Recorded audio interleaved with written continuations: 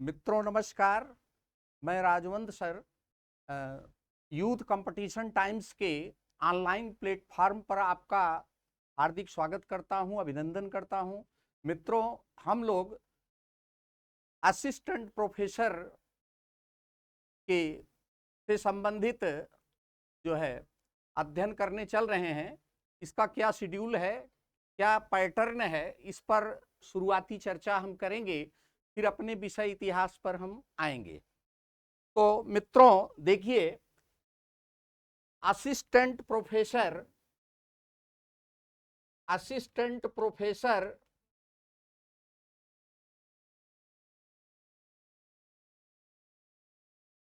के एग्जाम का जो पैटर्न है उसमें एक जीएस का पेपर होता है और एक विषय का होता है।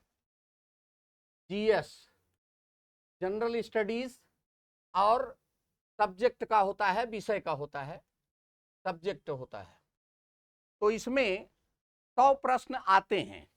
जीएस के लिए 30 प्रश्न आता है और प्रत्येक 2 अंक का होता है। ये 60 अंक इसका बन गया। और इसमें 70 क्वेश्चन सब्जेक्ट में आते हैं और ये 2 अंक का होता है और इस तरह से 140 अंक इसका बनता है। यानी कुल 200 अंकों की ये परीक्षा होती है, जिसमें जीएस के सिलेबस में बहुत सारी चीजें इसमें शामिल हैं। करंट अफेयर्स भी है, इतिहास संस्कृति से भी संबंधित है, राज व्यवस्था है, इकोनॉमिक्स से संबंधित है, संचार प्रौद्योगिकी से संबंधित प्रश्न जीएस में इसमें आते हैं। तो सब्जेक्ट की तरह जीएस भी काफी महत्वपूर्ण इसमें होता है। और सब्जेक्ट में इसका जो सिलेबस है, एक लंबा चौड़ा सिलेबस है, जिसमें यूनिट में ये डिवाइड किया गया है। तो कुल मिलाकर के 200 अंक का ये क्वेश्चन इसमें रहता है। और इसे जो है जीएस और सब्जेक्ट के को लेकर के हम विशेष बात आपसे करने चल रहे हैं। इतिहास, प्राचीन भारतीय इतिहास से संबंधित सब्जेक्ट पर मैं आपसे बात कर रहा हूं। और इसमें सबसे पहले आप ये जान लें कि एंशियंट हिस्ट्री में इकाई 1 के अंतर्गत स्रोत की चर्चा इसमें की गई है। इकाई 1 के अंतर्गत इसमें स्रोत की चर्चा की गई है। यूनिट 1 में स्रोत की चर्चा है। देखें,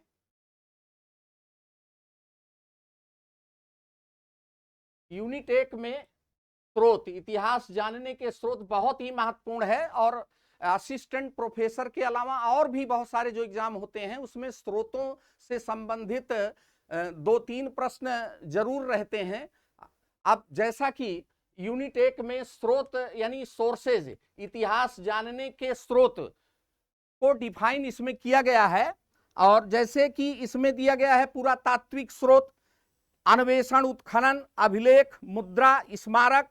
और साहित्यिक स्रोतों के अंतर्गत इसमें वैदिक साहित्य हैं, महाकाव्य हैं, जैन, बौद्ध, पुराण और संस्कृत साहित्य से संबंधित और विदेशी विवरण, ये सारे इसमें साहित्यिक स्रोतों के अंतर्गत आते हैं। और फिर यूनिट 2 है, पुरातत्व का परिचय है।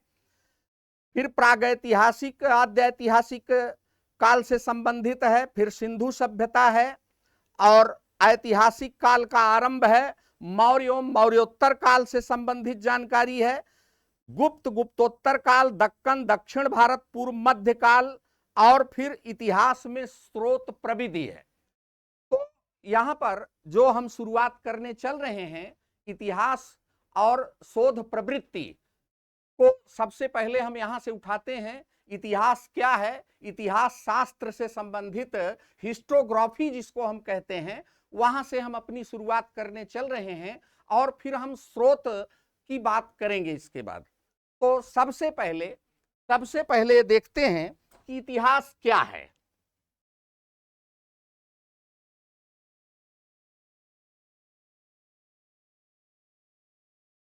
इतिहास क्या है?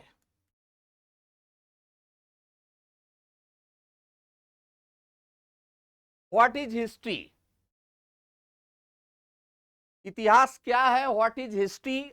और इसमें सबसे पहले इतिहास शब्द बना कैसे है? इतिहास शब्द इतिहास से मिलकर बना है। इतिहास से मिलकर बना है। इति का मतलब है ऐसा, ह का मतलब होता है निश्चितता, और आस का मतलब है होना। तो ये इसका व्युत्पत्ति इसकी है, और शाब्दिक अर्थ जो इसका होता है, ऐसा निश्चित रूप से हुआ, ऐसा निश्चित रूप से हुआ, ये इतिहास का शाब्दिक अर्थ है। इतिहास को अंग्रेजी में हिस्ट्री कहते हैं, और हिस्ट्री शब्द ग्रीक या यूनानी भाषा के हिस्टोरिया शब्द से बना है। कुछ विद्वान मानते हैं कि हिस्ट्री शब्द जर्मन भाषा के गेसिस्थ चटे शब्द से बना है, लेकिन ज्यादातर विद्वान इसको मानते हैं कि ये यूनानी शब्द हिस्टोरिया से बना है। विश्व संदर्भ में इतिहास का जनक हेरोडोटस को माना जाता है। हेरोडोटस ने ही सर्वप्रथम इतिहास विषय से संबंधित एक पुस्तक हिस्टोरिका के नाम से लिखा था। तो इस पर हम लोग थोड़ा सा देखते हैं आगे क्या है।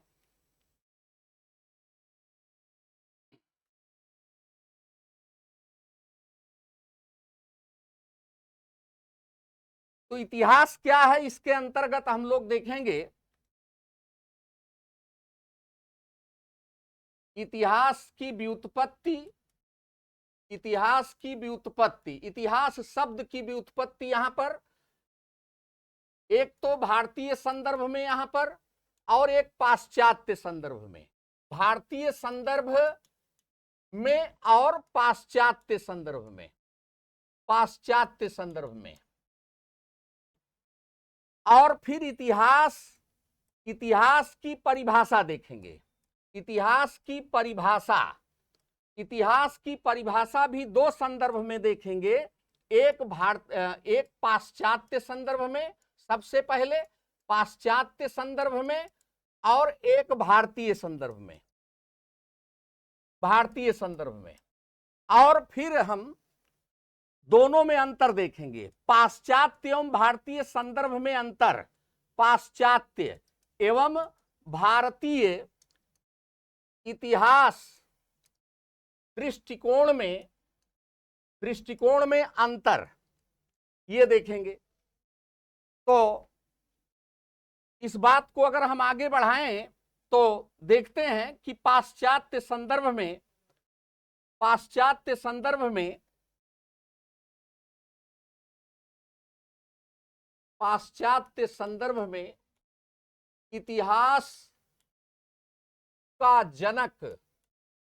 इतिहास का जनक यूनानी विद्वान हेरोडोटस को माना जाता है। सर्वप्रथम सिसरो ने यूनानी विद्वान हेरोडोटस को इतिहास का जनक कहा। इतिहास का जनक कहने के पीछे तर्क यह है कि सर्वप्रथम हिस्ट्री शब्द हेरोडोटस ने अपनी पुस्तक हिस्टोरिका में दिया, और हेरोडोटस ने अभिलेखों के आधार पर इतिहास को सार्थक बनाने का प्रयास किया। इसीलिए हेरोडोटस को इतिहास का जनक माना जाता है, जैसा कि सिसरो ने सबसे पहले इतिहास का जनक कहा। अब इसके बाद देखें कि हेरोडोटस ने जो हिस्टोरिका पुस्तक लिखा, तो उसने पूरे विश्व का इतिहास लिखने का प्रयास किया। भारतीय संदर्भ में भी उसने हिस्टोरिका में कुछ लिखा। द हिस्टोरिका, इनकी बुक का नाम है, पुस्तक का नाम है द हिस्टोरिका। और इसमें विश्व संदर्भ में इतिहास लेखन का कार्य हेरोडोटस ने किया और इसमें भारतीय संदर्भ में जो भी विवरण दिया है हेरोडोटस ने वो यथार्थ के बहुत मतलब यथार्थ से बहुत दूर वो नजर आता है।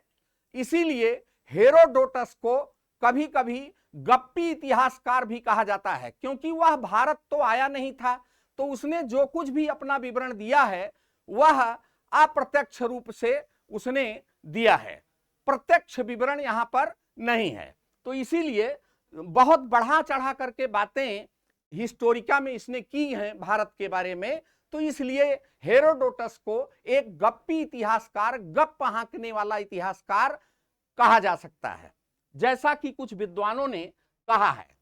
तो अब हम ये देखते हैं कि इतिहास दर्शन माने इतिहास के जनक हेरोडोटस हो गए और इतिहास दर्शन का जनक वाल्तेयर को माना जाता है। इतिहास दर्शन का जनक वाल्तेयर को माना जाता है। यहां कुछ विद्वान इतिहास दर्शन का जनक हेगल को मानते हैं। वाल्तेयर इतिहास के जनक, इतिहास दर्शन के जनक वाल्तेयर, इतिहास दर्शन के जनक, इतिहास दर्शन के जनक ज्यादातर विद्वान मानते हैं और कुछ विद्वान हेगल को मानते हैं। जर्मन विद्वान हेगल को इतिहास दर्शन का जनक मानते हैं। कुछ विद्वान इसको मानते हैं, लेकिन ज्यादातर विद्वान वाल्तेयर को मानते हैं, ज्यादातर विद्वान, कुछ विद्वान। तो अब इसके बाद हम कुछ बातें और इतिहास के बारे में देखते हैं कि इतिहास विषयनिष्ठ और वस्तुनिष्ठ दोनों होता है। इतिहास कला और विज्ञान दोनों है। जहां तक शोध एवं अनुसंधान की बात है वहां पर इतिहास एक विज्ञान है, और जहां पर उसके प्रस्तुतिकरण की बात है, लेखन की बात है, अपने दृष्टिकोण थोपने की बात है, तो वहां पर इतिहास एक कला है। तो इस तरह कला और विज्ञान दोनों के दायरे में इतिहास को रखा जाता है, और इतिहास विषयनिष्ठ वस्तुनिष्ठ दोनों होता है। अब इसके बाद हम देखते हैं कि इतिहास के अंग क्या हैं। इतिहास के 4 अंग हैं। इतिहास के 4 अंग हैं। देश, काल, घटना, व्यक्ति। देश, काल, घटना और व्यक्ति, ये इतिहास के 4 अंग हैं। घटना, काल का मतलब समय से है, और देश का मतलब स्थान से है।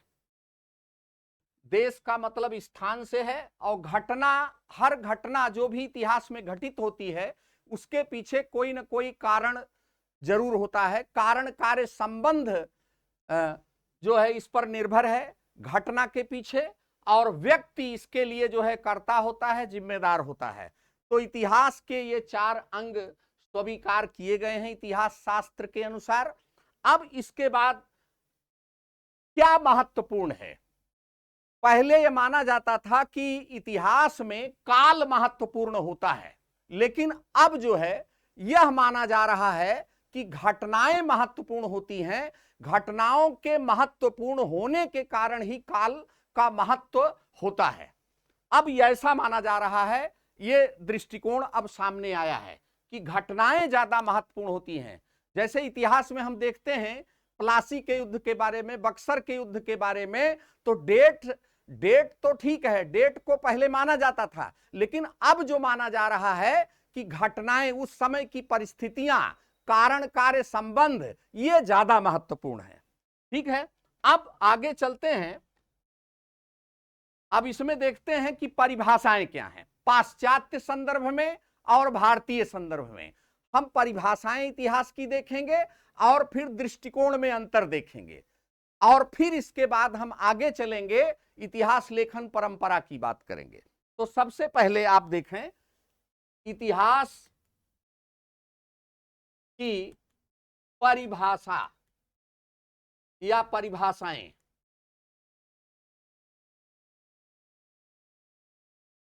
पहले तो कार्ल पापर एक ऐसे विद्वान हुए, उन्होंने कहा कि इतिहास तो कोई विषय ही नहीं है, तो उसकी कोई परिभाषा नहीं हो सकती। लेकिन बहुत सारे विरोध उठ खड़े हुए इतिहास के पक्ष में। लोगों ने कहा कि जैसे अन्य विषय होते हैं वैसे इतिहास भी एक विषय होता है, तो इतिहास की भी परिभाषा हो सकती है। तो जो कुछ प्रमुख परिभाषाएं हैं पाश्चात्य संदर्भ में, तो इसे हम पहले पाश्चात्य संदर्भ में देखेंगे, पाश्चात्य संदर्भ में देखेंगे और फिर भारतीय संदर्भ में देखेंगे, भारतीय संदर्भ में देखेंगे। पाश्चात्य संदर्भ में सबसे पहले रेनियर की परिभाषा बड़ी महत्वपूर्ण है। एक विद्वान हुए रेनियर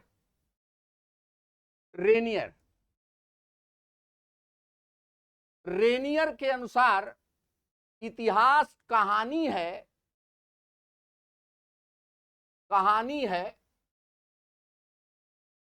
न कम न ज्यादा। History is a story no less no more. Renier के अनुसार इतिहास एक कहानी है, न कम न ज्यादा। ये कोई परफेक्ट परिभाषा नहीं है, ये काम चलाऊ परिभाषा है। और रेनियर के बाद, माने इनकी परिभाषा को आंशिक तौर पे ये केवल रेनियर ने माना या इनके कुछ समर्थकों ने, लेकिन और भी परिभाषाएं आगे दी गई। जैसे कि प्रोफेसर ब्यूरी ने इतिहास की परिभाषा दी कि इतिहास विज्ञान है, न कम न ज्यादा। इतिहास विज्ञान है, न कम न ज्यादा। अब देखिए, ये कहानी मान रहे हैं इतिहास को और ये विज्ञान मान रहे हैं। दोनों की परिभाषाएं ये सही प्रतीत नहीं हो रही हैं। इतिहास केवल कहानी नहीं है, कहानी और इतिहास में बड़ा अंतर होता है। कहानी में तिथियां नहीं होती हैं, देश काल परिस्थिति उसमें काल्पनिक होती है कहानी में, और ज्यादातर ऐसा होता है। और ब्यूरी के अनुसार इतिहास पूर्णतया विज्ञान नहीं है, इतिहास कुछ और है, वो आगे की परिभाषा में स्पष्ट हो रहा है। यहां पर देखें,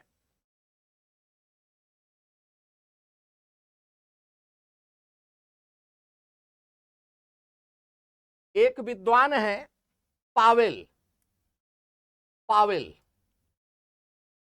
का कहना है कि इतिहास एक सामाजिक विज्ञान है। History is A social science. यह परिभाषा आज भी स्वीकार की जाती है, लेकिन यह परफेक्ट परिभाषा नहीं है। स्वीकार की जाती है आंशिक तौर पर, लेकिन यह परफेक्ट परिभाषा इतिहास की नहीं है। इतिहास को सामाजिक विज्ञान के अंतर्गत आज भी माना जाता है। जैसा कि आप जानते हैं कि सामाजिक विज्ञान के अंतर्गत 4 विषय का पठन पाठन होता है ना? इतिहास, भूगोल, अर्थशास्त्र, नागरिक शास्त्र, ये 4 विषय सामाजिक विज्ञान के अंतर्गत आते हैं। और पावेल ने ऐसा कहा कि इतिहास एक सामाजिक विज्ञान है, history is A social science. और अब इसके बाद एक विद्वान आते हैं E.H. कार।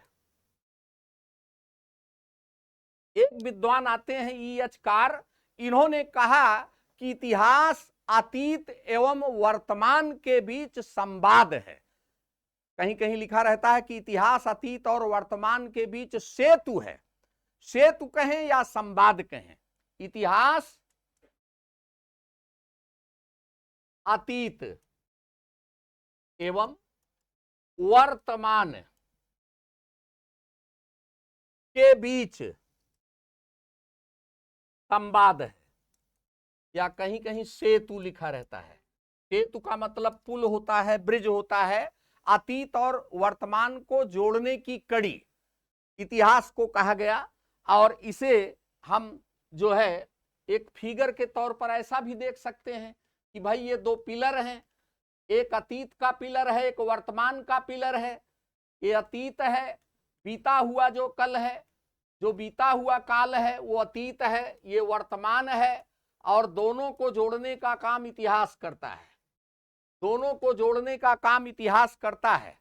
तो इस तरह से EH कार ने अतीत और वर्तमान के बीच संवाद कहकर संबोधित किया, माने कहा इतिहास के बारे में।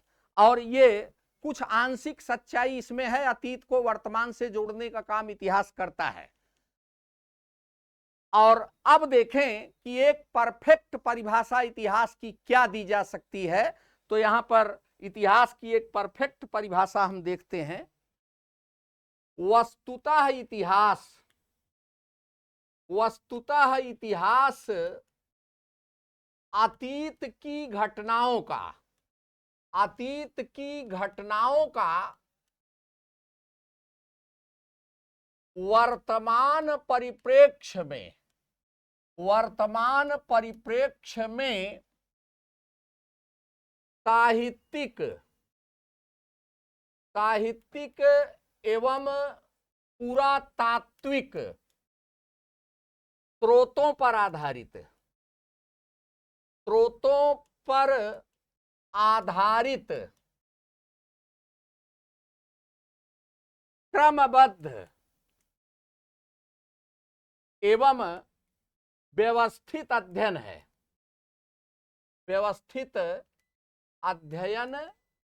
है। इस परिभाषा से स्पष्ट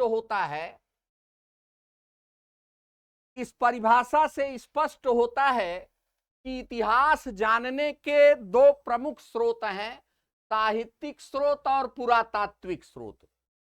इतिहास जानने के या इतिहास लेखन के, इतिहास जानने के दो प्रमुख स्रोत हैं।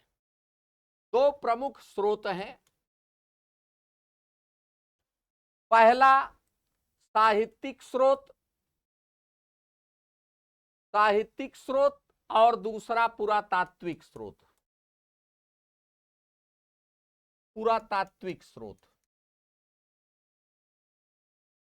ये दो स्रोत हैं। साहित्यिक स्रोत काफी विशाल है और पुरातात्विक स्रोत भी बहुत हैं। यहां पर जरा देख लेते हैं कि साहित्यिक स्रोतों में क्या क्या आते हैं। साहित्यिक स्रोत लिटरेरी सोर्सेस, साहित्यिक स्रोत लिटरेरी सोर्सेज में, और पुरातात्विक स्रोतों में आर्कियोलॉजिकल सोर्सेज, पुरातात्विक स्रोत। साहित्यिक स्रोत के अंतर्गत धार्मिक साहित्य है, धर्मेतर साहित्य है। मोटा मोटा इसमें दो भाग में बांट लेते हैं, धार्मिक साहित्य और धर्मेतर साहित्य। धार्मिक साहित्य में वैदिक साहित्य है, जैन साहित्य है, बौद्ध साहित्य है। जैन साहित्य, बौद्ध साहित्य। वैदिक जो वेदों में वर्णित घटनाएं हैं, जो साक्ष्य हैं, वैदिक साहित्य जिसमें वेद, ब्राह्मण, आरण्यक, उपनिषद, ये विशाल साहित्य है। और जैन साहित्य है, बौद्ध साहित्य है।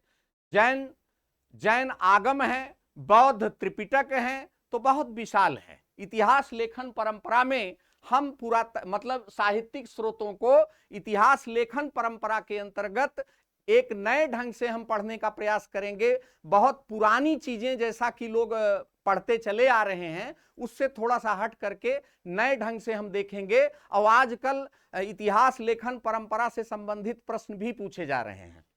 तो धर्मेतर साहित्य के अंतर्गत इसमें जैसे ऐतिहासिक ग्रंथ आते हैं, ऐतिहासिक ग्रंथ आते हैं, अर्ध ऐतिहासिक ग्रंथ आते हैं, अर्ध ऐतिहासिक ग्रंथ आते हैं, ऐतिहासिक जीवनियां आती हैं, ऐतिहासिक जीवनियां, और इसी के अंतर्गत विदेशी विवरण भी समाहित किए जाते हैं। धर्मेतर साहित्य के अंतर्गत विदेशी विवरण, एक तो ये आपका हो गया, और एक विदेशी विवरण, इसमें विदेशी विवरण भी समाहित किए जाते हैं।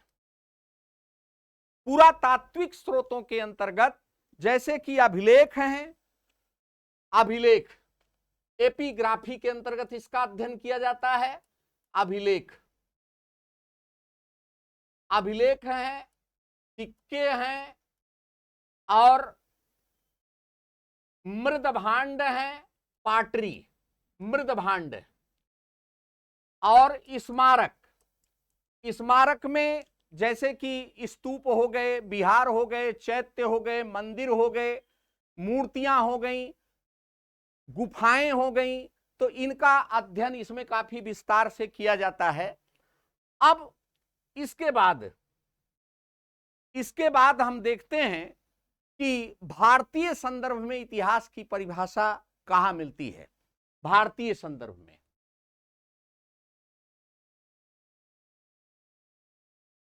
भारतीय संदर्भ में इतिहास की परिभाषा महाभारत में एक मिलती है। महाभारत के अनुसार,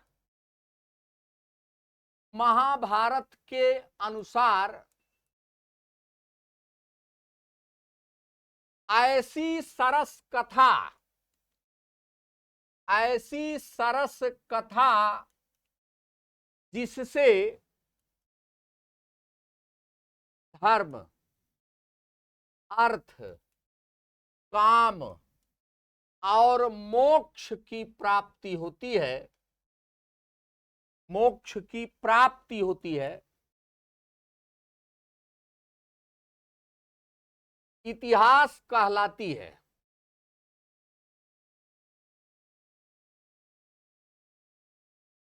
ऐसी सरस कथा, यहां देखें, ऐसी सरस कथा जिससे धर्म, अर्थ, काम और मोक्ष की प्राप्ति होती है, इतिहास कहलाती है। तो यह भारतीय संदर्भ में परिभाषा है। इस परिभाषा से यह स्पष्ट है, इस परिभाषा से यह स्पष्ट है कि प्राचीन भारत का इतिहास राजनैतिक कम, सांस्कृतिक ज्यादा है। जैसा कि पाश्चात्य इतिहास है तो वह राजनैतिक ज्यादा है, लेकिन प्राचीन भारत का इतिहास जो लेखन है, इतिहास परंपरा है, वो सांस्कृतिक ज्यादा है।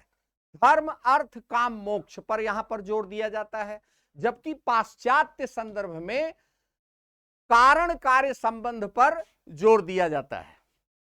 अब यहां पर हम ये देखेंगे कि पाश्चात्य संदर्भ में इतिहास का क्या दृष्टिकोण है और प्राचीन भारत के इतिहास का क्या दृष्टिकोण है। तो पाश्चात्य इतिहास और यहां पर प्राच्य या प्राचीन भारत का इतिहास, प्राचीन भारतीय इतिहास, प्राचीन भारतीय इतिहास। तो यहां पर ये देखें कि क्या अंतर है, क्या अंतर है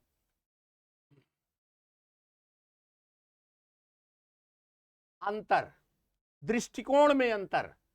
यहां पर दृष्टिकोण में अंतर,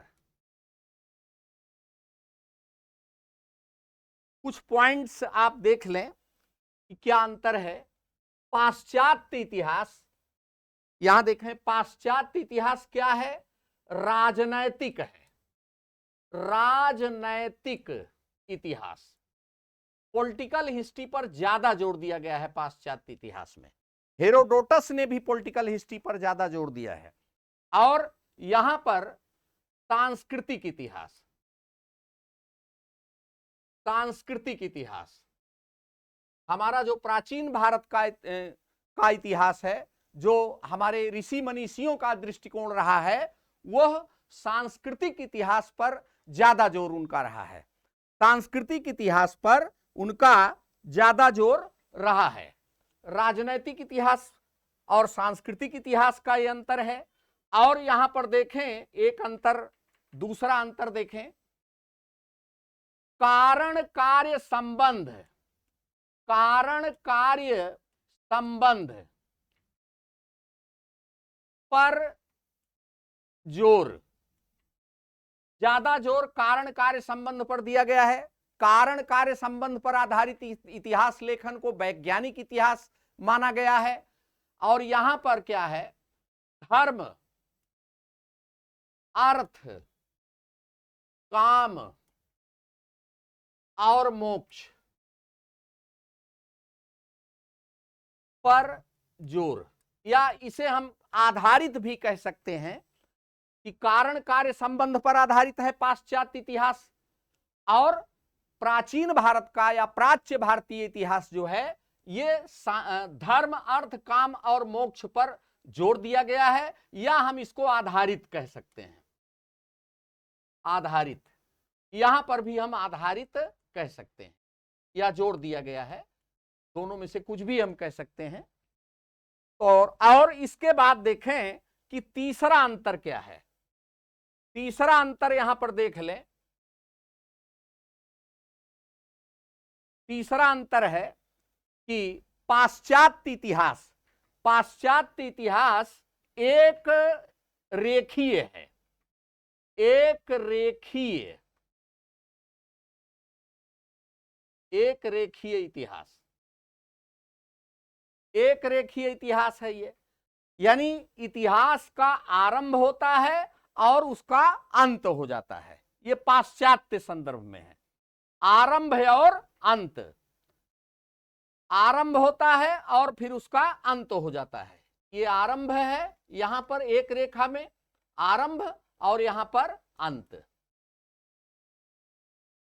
अब इसके बाद यहां पर देखें कि जो प्राचीन भारतीय इतिहास लेखन परंपरा है वह एक चक्रीय है, एक चक्रीय इतिहास।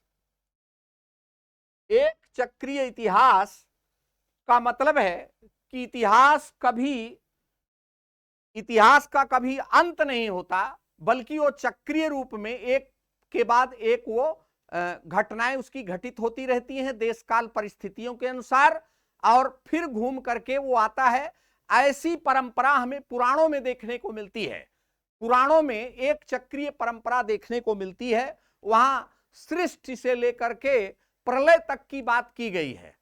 सर्ग है, प्रतिसर्ग है, मनवंतर है, वंश है, वंशानुचरित हैं। तो इसके अंतर्गत एक चक्रीय व्याख्या हमें पुराणों के अंतर्गत मिलती है। इतिहास पुराण की परंपरा में ये हमें देखने को मिलता है। तो एक चक्रीय परंपरा में यहां पर देखें तो यहां पर 4 युगों की कल्पना की गई है। पुराणों में 4 युगों की कल्पना है, यहां पर एक चक्रीय। अब जैसे यहां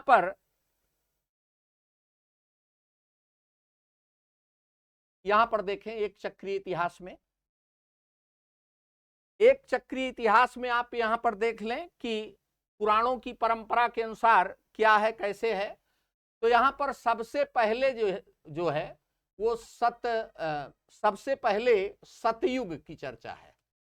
सतयुग, कभी कभी क्रम बताने को आ जाता है परीक्षा में कि चारों पुराणों के अनुसार चारों युगों का क्रम क्या है। तो परीक्षा में यहां से कभी कभी पूछा जाता है और पूछा भी गया है। तो सतयुग, सतयुग जो है ये पुराणों के अनुसार पहला युग है। ये चक्रीय परंपरा में है इतिहास लेखन के अंतर्गत। सतयुग का अन्य नाम कृतयुग है, कृतयुग। और सतयुग के बाद आप देखें तो यहां पर सतयुग के बाद यहां पर देखिए आप तो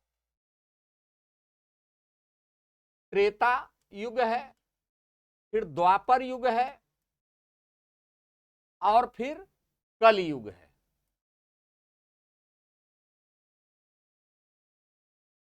कलियुग, कलिकाल जिसको कहा जाता है, यहां पर कलियुग। सतयुग में ये जो चारों युगों का विभाजन आप देख रहे हैं चक्रीय परंपरा में, इतिहास लेखन की चक्रीय परंपरा में पुराणों के अनुसार ये जो चारों युगों का विभाजन है क्रमशः, सबसे पहले ये है, फिर ये है, त्रेता युग है, फिर द्वापर युग है थर्ड नंबर पे, और फोर्थ नंबर पर आपका कलयुग है जो चल रहा है। तो ये सत्य के अंश के आधार पर इसका विभाजन किया गया है। सत्य के अंश पर जब ज्यादातर लोग सत्य बोलते थे तो सतयुग था, और इसी युग में सत्य हरिश्चंद्र जो हुए थे, सत्यवादी हरिश्चंद्र सतयुग के हैं, और त्रेता में राम हुए, द्वापर में कृष्ण हुए, और कलयुग में हम लोग हैं, है ना। तो इतिहास लेखन परंपरा आप देख रहे हैं कि कलयुग के बाद ये प्रलय की चर्चा पुराणों में मिलती है, पुराणों में प्रलय की चर्चा मिलती है। तो यहां पर देखें प्रलय, यहां पर प्रलय है, और प्रलय के बाद क्या है, फिर सृष्टि है जिसको सर्ग कहा गया है। तो हम देखेंगे इतिहास लेखन परंपरा में वैदिक परंपरा के बाद हम देखेंगे इतिहास पुराण परंपरा में क्या है, कैसे है, सर्ग और सृष्टि की बात, प्रलय की बात हम वहां पर विस्तार से करेंगे। तो ये बात हो गई। अब इसके बाद हम देखें, ये अंतर देखने के बाद, यानी पाश्चात्य में और भारतीय प्राच्य भारतीय इतिहास लेखन परंपरा में ये अंतर स्पष्ट आपके सामने है। इसको जाने रहना बहुत जरूरी होता है। कभी कभी यहां से प्रश्न पूछ लिया जाता है, या कॉन्सेप्चुअल कोई प्रश्न पूछ लिया गया। अब हम चलते हैं इतिहास लेखन परंपरा। तो इतिहास लेखन परंपरा में,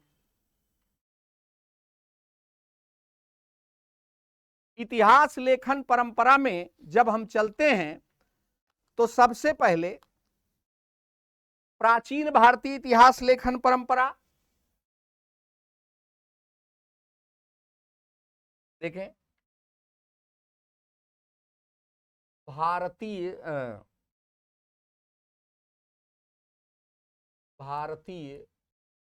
इतिहास लेखन परंपरा, भारतीय इतिहास लेखन परंपरा। तो भारतीय इतिहास लेखन परंपरा में हम दो तरह से देखेंगे, एक प्राचीन भारतीय इतिहास लेखन परंपरा, एक आधुनिक भारतीय इतिहास लेखन परंपरा। प्राचीन भारतीय, इसको ऐसे थोड़ा सा डायग्राम टाइप का बना करके अगर हम देख लें तो ज्यादा अच्छा होगा।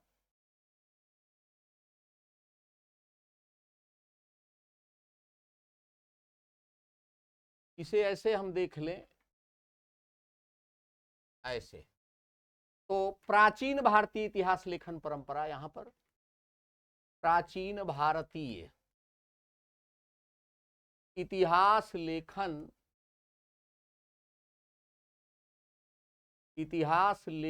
परंपरा, और यहां पर आधुनिक भारतीय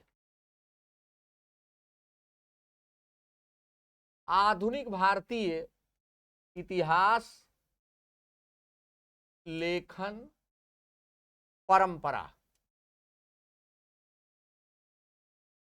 तो यहां पर सबसे पहले जो हम प्राचीन भारतीय इतिहास लेखन परंपरा की तरफ चलते हैं, तो यहां पर वैदिक इतिहास लेखन परंपरा, वैदिक इतिहास लेखन परंपरा सबसे पहले आती है। वैदिक इतिहास लेखन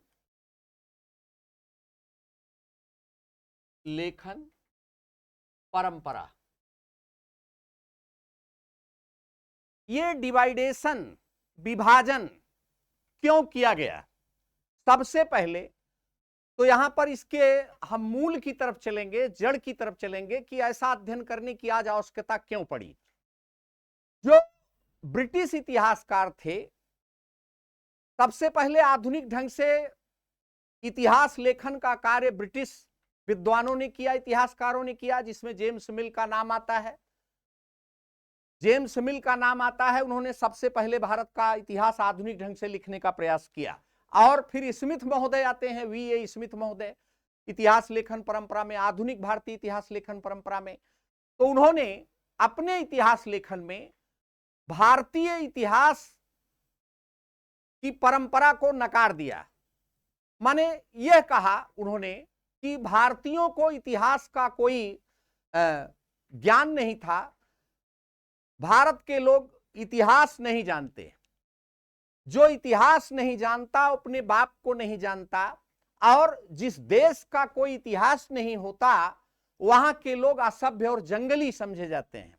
तो कहने का मतलब कि अपनी वाहवाही लिया ब्रिटिश इतिहासकारों ने कि मैंने भारत का इतिहास लिखा, भारतीयों को इतिहास से परिचित कराया।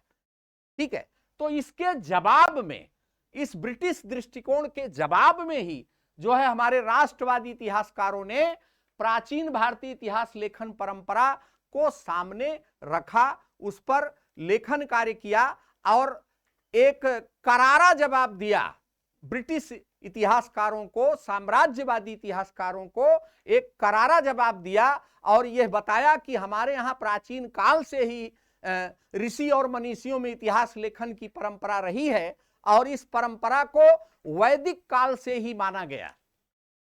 तो यहां पर वैदिक इतिहास लेखन परंपरा आई। तो कुल मिलाकर के मेरा कहने का मतलब यह है कि आधुनिक जो भारतीय इतिहास लेखन परंपरा में जो ब्रिटिश दृष्टिकोण है, साम्राज्यवादी दृष्टिकोण है, उसके जवाब में हमारे यहां के राष्ट्रवादी इतिहासकारों ने प्राचीन भारतीय इतिहास लेखन परंपरा को सामने रखा, जिसका अध्ययन आज हम कर रहे हैं। तो एक नया दृष्टिकोण ये मैं आप लोगों के बीच में लाया हूं, जरूर आपको ये पसंद आएगा। और पुरानी बातें जो 50 साल पहले लोग पढ़ते थे, है ना, कि केवल इतिहास के स्रोत पढ़ लिया जाए सीधा सीधा, तो ये कोई कॉन्सेप्ट यहां पर नहीं बनता है कि डायरेक्ट कोई चीज पढ़ लिया जाए।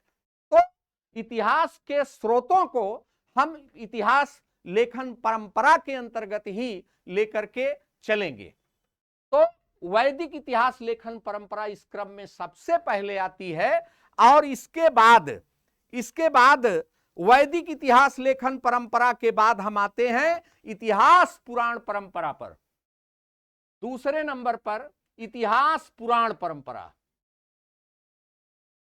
इतिहास पुराण परंपरा।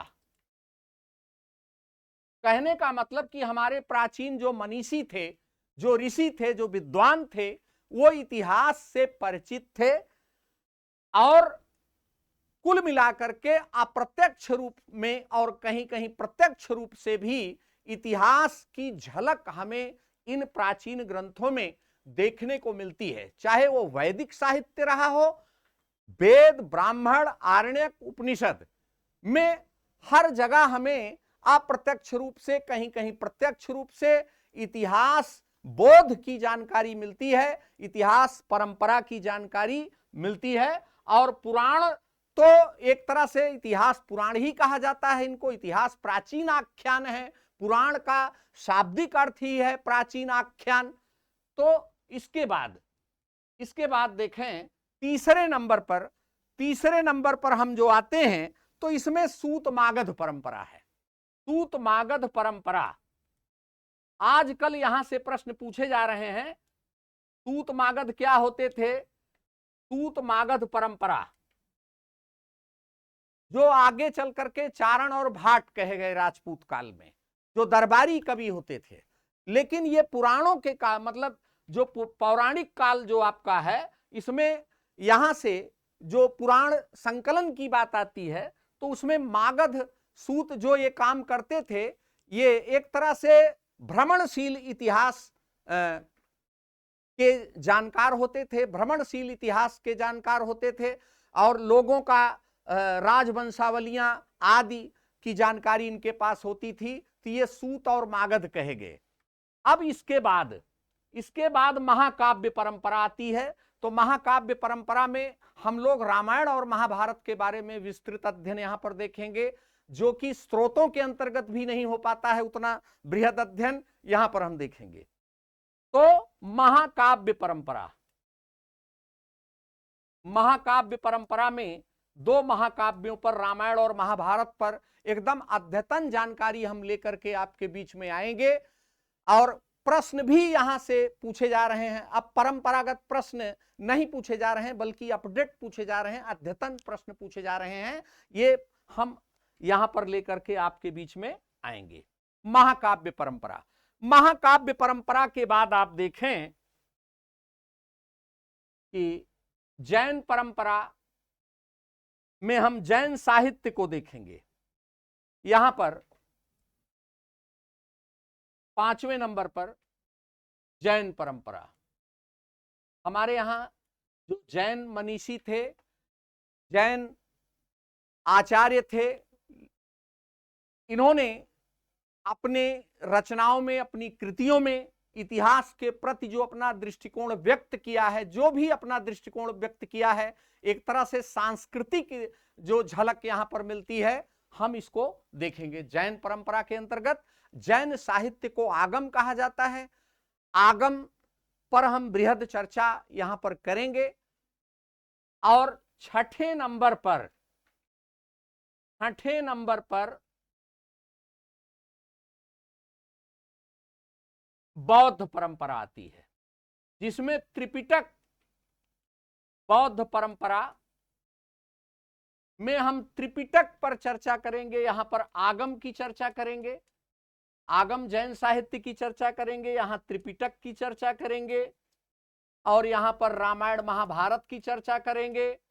रामायण महाभारत और सूत मागध परंपरा में भ्रमणशील इतिहासकार, भ्रमणशील, ये भ्रमणशील इतिहासकार होते थे, इतिहास के जानकार होते थे।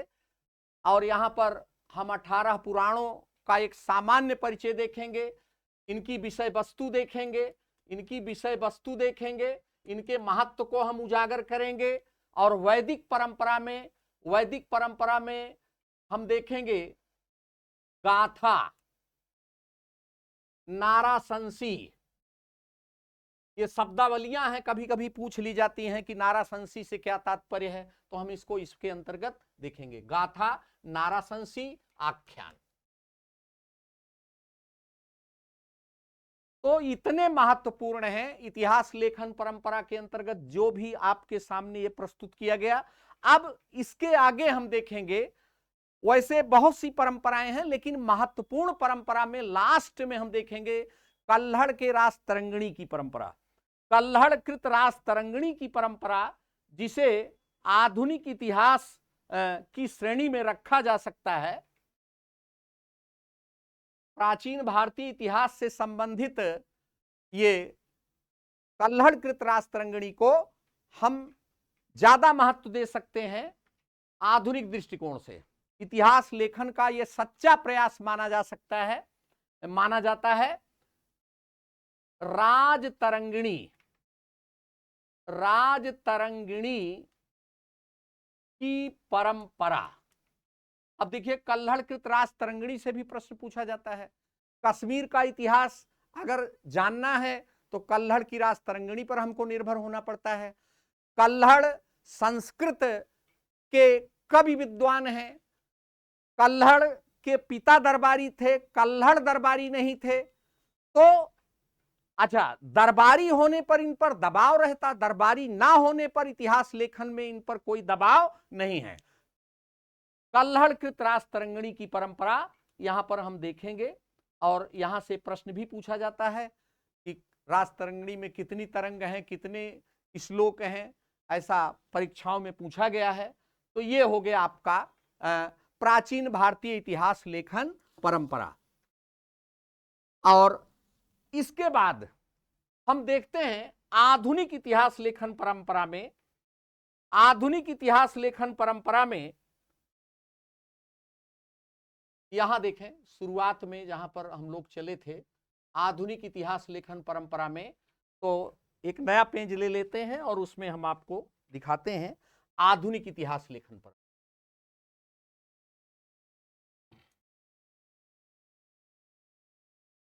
आधुनिक भारतीय इतिहास लेखन परंपरा। आधुनिक भारतीय इतिहास लेखन परंपरा में सबसे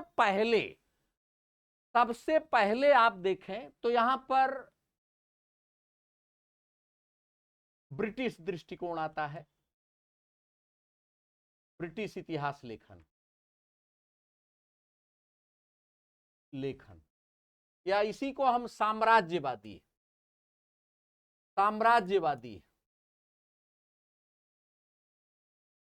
परंपरा का इतिहास लेखन कह सकते हैं।